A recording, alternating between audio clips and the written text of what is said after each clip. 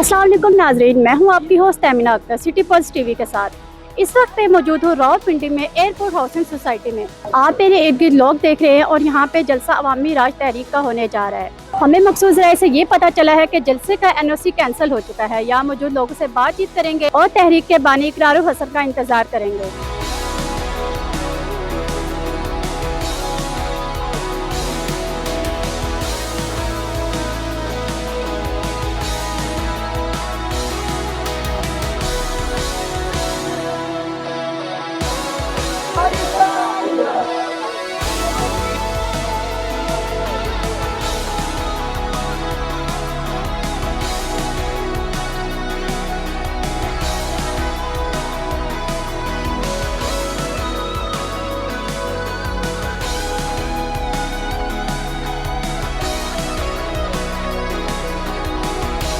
मुझे बताइए कि रावलपिंडी में आके कैसा लग रहा है?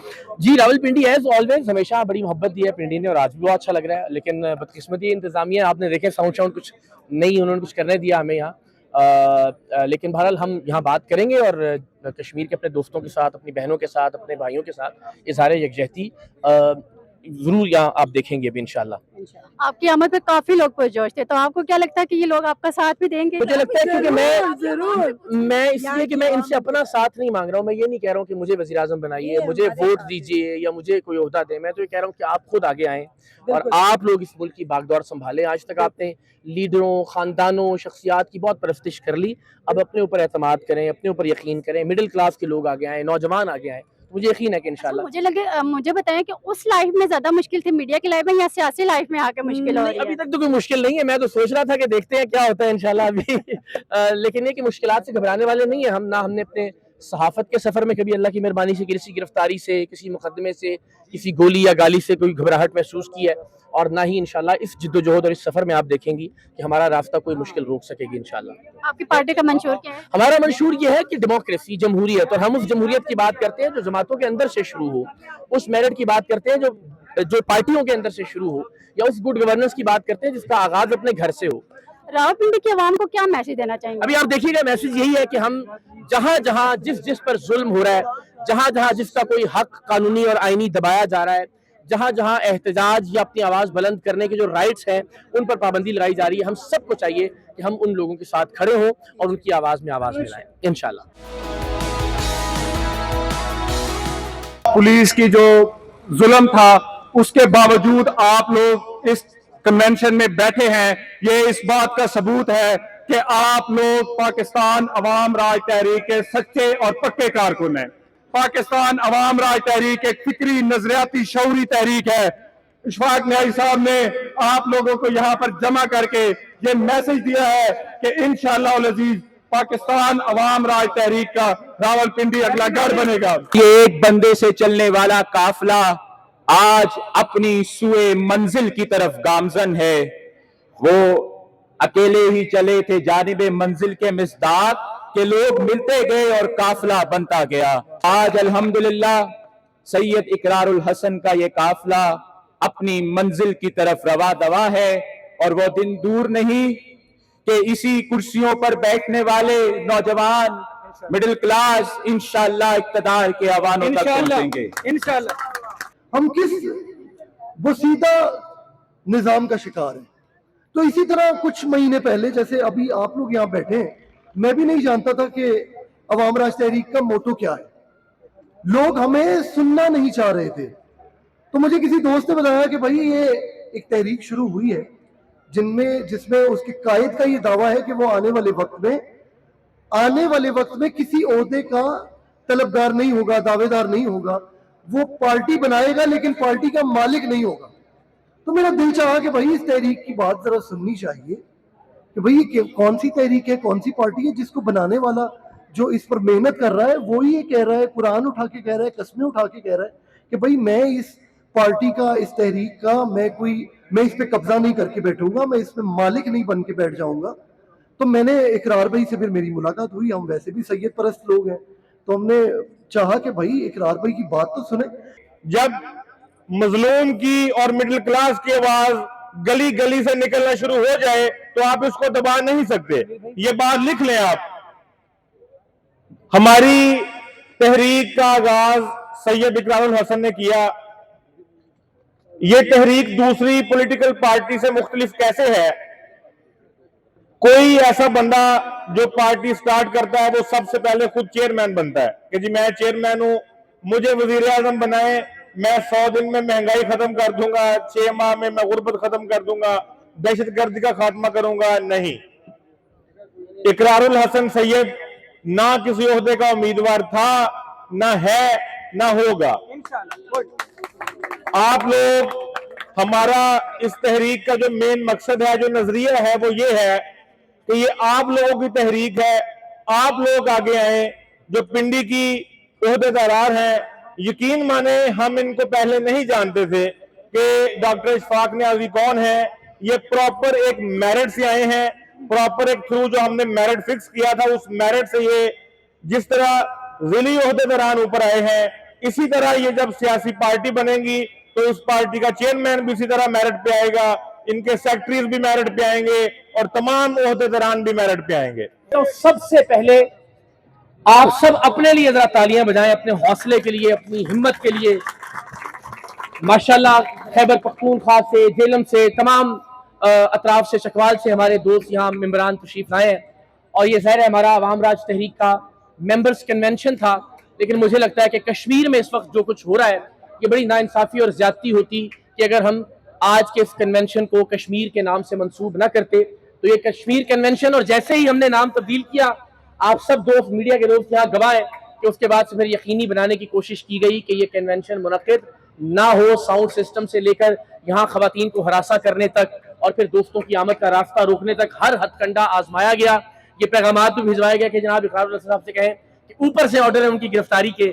تو مجھے لگتا ہے وہ ہمارا 14 سال کا سرعام کا سفر بھول گئے کہ یہ سید زادہ کبھی کسی گرفتاری سے، کبھی کسی مقدمے سے، کبھی کسی گالی سے، کبھی کسی گولی سے، اللہ کی مہربانی سے نہیں گھبرایا. ایجنسیوں نے تشدد کیا، اداروں سے ٹکر لی، مافیات سے پنگا لیا.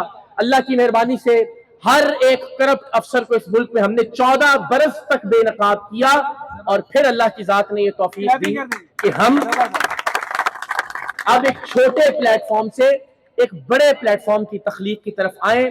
اور اللہ کی ذات جانتی ہے، رب کعبہ کی قسم، اللہ اور اس کا پیارا رسول صلی اللہ علیہ وآلہ وسلم گواہ ہے کہ آج بھی گلی گلی کا یہ سفر اقرار الحسن اپنے کسی عہدے کے لیے نہیں کر رہا. آج بھی آپ کے پاس آنے کا مقصد اپنے لیے ووٹ مانگنا نہیں ہے. میں ہمیشہ کہتا ہوں کہ مجھے روضہ رسول صلی اللہ علیہ وآلہ وسلم پر لے جا کے یہ قوم مجھ سے حلف لے لے کہ میں زندگی میں کسی عہدے کا طلبگار یا امیدوار نہیں ہوں، نہ کبھی زندگی میں کوئی عہدہ لوں گا، نہ فیصلے کا کوئی اختیار اپنے پاس رکھوں گا، اور نہ ہی کسی طرح کا کوئی مفاد اس تحریک سے وابستہ کروں گا. اللہ کی ذات جانتی ہے کہ یہ تحریک آپ اور آپ کے بچوں کے لیے ہے. جمہوریت ایک طرز زندگی ہے جس میں لوگوں کو گنا جاتا ہے، تولا نہیں جاتا. لیکن ہماری بدقسمتی یہ ہے کہ نہ ہمیں گنا گیا آج تک، نہ تولا گیا، ہمیں صرف استعمال کیا گیا ہے. 75 سالوں سے کبھی ووٹ کو عزت دو کے نام پہ استعمال ہوئے، کبھی حقیقی آزادی کے نام پہ استعمال ہوئے، لیکن آج تک نہ ووٹ کو عزت مل سکی، نہ ووٹر کو عزت مل سکی، اور نہ ہی ہمیں حقیقی آزادی مل سکی. اور وہ کیوں نہیں مل سکی؟ کیونکہ ہمیں جو آزادی دلوانے والے تھے وہ کبھی آزادی دلوانا چاہتے ہی نہیں تھے. وہ صرف اپنی کرسی چاہتے تھے، اپنا اقتدار چاہتے تھے. انہوں نے اقتدار لیا اور اقتدار سے نکالے جانے کے بعد انہوں پھر انقلابی بن گئے.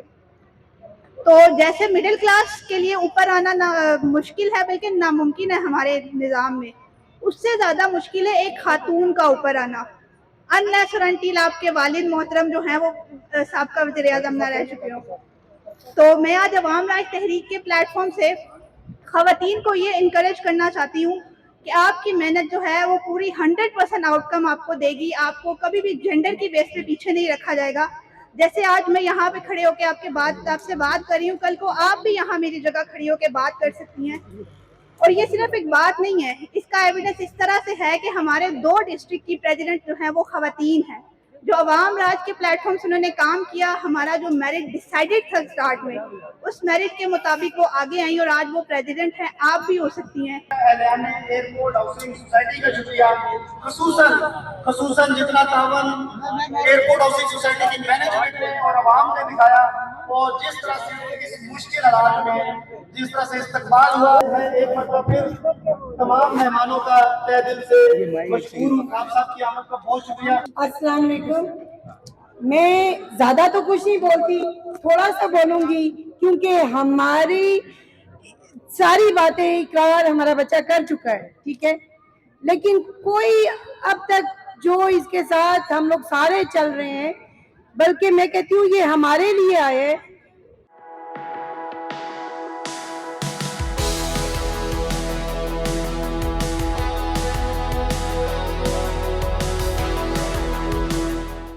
आज जलसे के हवाले से क्या कहना चाहेंगे? जलसे के हवाले से हमारा जलसा ठीक ठाक यहाँ पे पंडाल में था, अभी भी हैं लोग, लेकिन लेडीज़ काफ़ी 200-250 औरतें थी, लेकिन इन्होंने इतना खौफ और हरास फैलाया कि वो लोग चली गई हैं। जाहिर बात है कि हम पुरअमन तरीके से यहाँ पे जलसा कर रहे हैं, ठीक है। हम लोग कोई वो चीज़ नहीं चाहते कि अमन, बिल्कुल अमन चाहते हैं। इकरारुल हसन अगर आ रहे हैं तो हम लोगों की वजह से आ रहे हैं, हमारे अपने हक के लिए वो लड़ रहे हैं। जो हमारी सियासत है वो किस तरफ जा रही है? बेटा ये हमारी सियासत सारी उल्ट पुलट हुई है और इकरार भाई के किरदार को सारी दुनिया जानती है। माशाल्लाह 10-15 साल पिछले साल से जानती है, सच्चे और अच्छे लीडर हैं और ये अवामी तहरीक राज है, ये अवाम के लिए निकले हैं और हम भी ये चाहते हैं कि कोई अवाम के लिए अच्छा लीडर आए और अच्छा काम करे। अवाम जो है 70-80 साल से पिस रही है पाकिस्तान की। बेटा बिलों के मामले में, हर चीज़ के मामले में, महंगाई के मामले में बहुत हालात ख़राब जा रहे हैं मुल्क के। तो हम ये चाहते हैं कोई ऐसा लीडर आए, पक्का और सच्चा लीडर आए जो अवाम को सहूलत दे, गरीब अवाम को सहूलत दे और हर चीज़ जो है गरीब का राज हो और गरीब की सुनाई हो। यहाँ पे गरीब की सुनाई नहीं होती बेटा, जागीरदारों की, वडेरों की, तकड़ों की सुनाई होती है। गरीब बेचारे धक्के खा के बैठ जाते हैं, उनको कुछ भी इंसाफ नहीं मिलता है। हम चाहते हैं कि मुल्क में इंसाफ आए, ऐसा पक्का और सच्चा लीडर आए जो नबी करीम सल्लल्लाहु अलैहि वसल्लम के और सहाबा के नक्शे कदम पर चलने वाला हो।